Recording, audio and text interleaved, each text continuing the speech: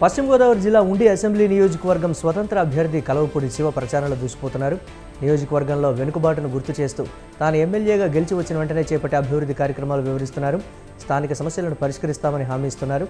సింహం గుర్తుకు ఓటు వేసి తనను గెలిపించాలని ఓటర్లను శివ అభ్యర్థించారు. వికారాబాద్ జిల్లా మోమిన్పేటలో నిర్వహించిన చేవెళ్ల పార్లమెంట్ కాంగ్రెస్ పార్టీ అభ్యర్థి గడ్డం రంజిత్ రెడ్డి ప్రచారంలో స్పీకర్ గడ్డం ప్రసాద్ కుమార్ పాల్గొన్నారు. వచ్చే నెల 500 రూపాయలకే తాను గ్యాస్ సిలిండర్ ఇస్తానని, ఎవరూ కరెంటు బిల్లు కట్టొద్దని రంజిత్ రెడ్డి ఓటర్లకు చెప్పారు. సీఎం రేవంత్ ప్రమాణం చేసిన ప్రకారం ఆగస్టు 15న రైతులకు 2 లక్షల రూపాయల రుణమాఫీ చేస్తామన్నారు.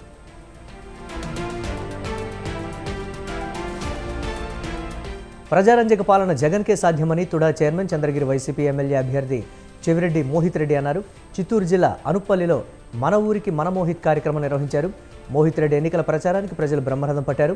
మంచి చేసిన ప్రభుత్వాన్ని ఆదరించాలని ఓటర్లకు చెవిరెడ్డి విజ్ఞప్తి చేశారు.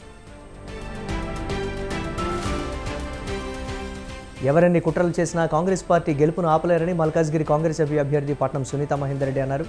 మేడ్చల్లోని అంబేద్కర్ విగ్రహానికి పూలమాల వేసి పలు కాలనీల మీదుగా ఆమె భారీ ర్యాలీ నిర్వహించారు. మల్కాజ్గిరిలో తనను గెలిపిస్తే సీఎం రేవంత్ దృష్టికి సమస్యలు తీసుకెళ్లి పరిష్కారానికి కృషి చేస్తారన్నారు. వచ్చే వారం నుంచి ఏపీలో బీజేపీ జాతీయ నాయకుల ప్రచారం ఉంటుందని ఆ పార్టీ అధికార ప్రతినిధి రాంబోట్ల సుధీష్ తెలిపారు. గత 5 ఏళ్లలో ప్రజలు రాక్షస పాలనను చూశారన్నారు. వైసీపీ ప్రభుత్వంలో హిందూ ఆలయాలపై దాడులు పెరిగాయన్నారు.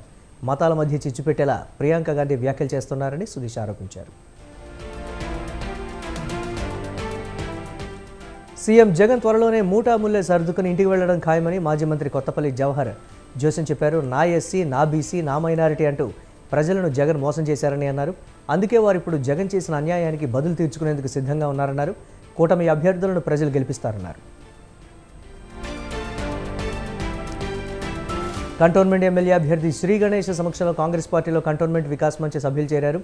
రేవంత్ సర్కార్ సంక్షేమ పథకాలకు ఆకర్షితులై వారు కాంగ్రెస్ పార్టీ తీర్థం పుచ్చుకున్నారు. జీహెచ్ఎంసీలో కంటోన్మెంట్ విలీనంపై శ్రీ గణేష్, రేవంత్ రెడ్డికి పూర్తి అవగాహన ఉందని గడ్డం ఏబెల్, సంకి రవీందర్ అన్నారు.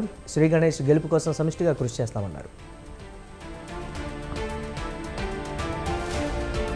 చేనేత కార్మికుల సమస్యల పరిష్కారానికి కృషి చేస్తానని కూటమి రాజంపేట ఎమ్మెల్యే అభ్యర్థి సుగవాసి బాలసుబ్రహ్మణ్యం చెప్పారు. కూటమి ప్రభుత్వం రాగానే చేనేత కార్మికుల సమస్యలను వెంటనే పరిష్కరించేందుకు యత్నిస్తానని అన్నారు. రాజంపేట మండలంలోని ఉప్పరపల్లె, బొగిడివారిపల్లె, చాముండేశ్వరిపేట, కొమ్మనాయనపల్లెలో ప్రచారాన్ని నిర్వహించారు.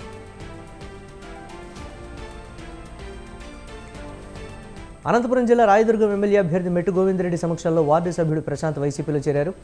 ప్రశాంత్కు గోవిందరెడ్డి పార్టీ కండువాకపై ఆహ్వానించారు. టీడీపీలో చేరికలపై ఆ పార్టీ నేతల అసత్య ప్రచారం చేస్తున్నారని ఎద్దేవా చేశారు. చంద్రబాబు నాయుడు వల్లే రాష్ట్రం సర్వనాశనం అయిందని అన్నారు.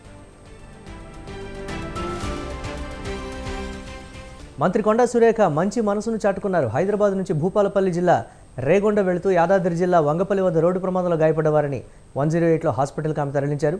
క్షతగాత్రుల వివరాలు తెలుసుకుని వారి ఫ్యామిలీలకు సమాచారం ఇచ్చారు.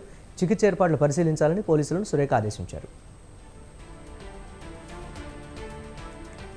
తెలంగాణలో 10వ తరగతి ఫలితాల్లో నిర్మల్ జిల్లా 99.09% ఉత్తీర్ణతతో మొదటి స్థానంలో నిలవడంతో కలెక్టరేట్లో సంబరాలు జరిపారు. Collector Ashish Sangwan cake cut చేసి సంతోషాన్ని పంచుకున్నారు. జిల్లా విద్యాశాఖ అధికారులను ఆయన అభినందించారు. ప్రభుత్వ, ప్రైవేటు స్కూళ్ల టీచర్లు కష్టపడి ఫలితాలు సాధించారని తెలిపారు. గ్రామ పంచాయతీ ఆఫీసులో అధికారులు ఉండగానే గేటుకు తాళం వేశాడు కాంట్రాక్టర్. బిల్లులు చెల్లించకుండా అధికారులు నిర్లక్ష్యం వహిస్తున్నారనే ఆగ్రహంతో కాంట్రాక్టర్ ఈ చర్యకు పాల్పడ్డాడు. కామారెడ్డి జిల్లా బీర్కూర్ గ్రామ పంచాయతీ వద్ద ఈ ఘటన జరిగింది. డిపిఓ వచ్చిన సమయంలో కాంట్రాక్టర్ విజయ్ పంచాయతీ ఆఫీసుకు తాళం వేసి నిరసన వ్యక్తం చేశాడు. ఆదిలాబాద్ జిల్లా ఉట్నూరు సెక్టార్లో 25 మంది అంగన్వాడీ టీచర్లు, ఆయాలకు 3 నెలల నుంచి జీతాలు అందడం లేదు. దీంతో తాము తీవ్ర ఇబ్బందులు పడుతున్నామని బాధితులు ఆవేదన వ్యక్తం చేశారు. తమ విధులతో పాటు అదనంగా బిఎల్ఓ డ్యూటీ కూడా చేస్తున్నా జీతాలు ఇవ్వడం లేదని వారు ఆందోళన చెందారు.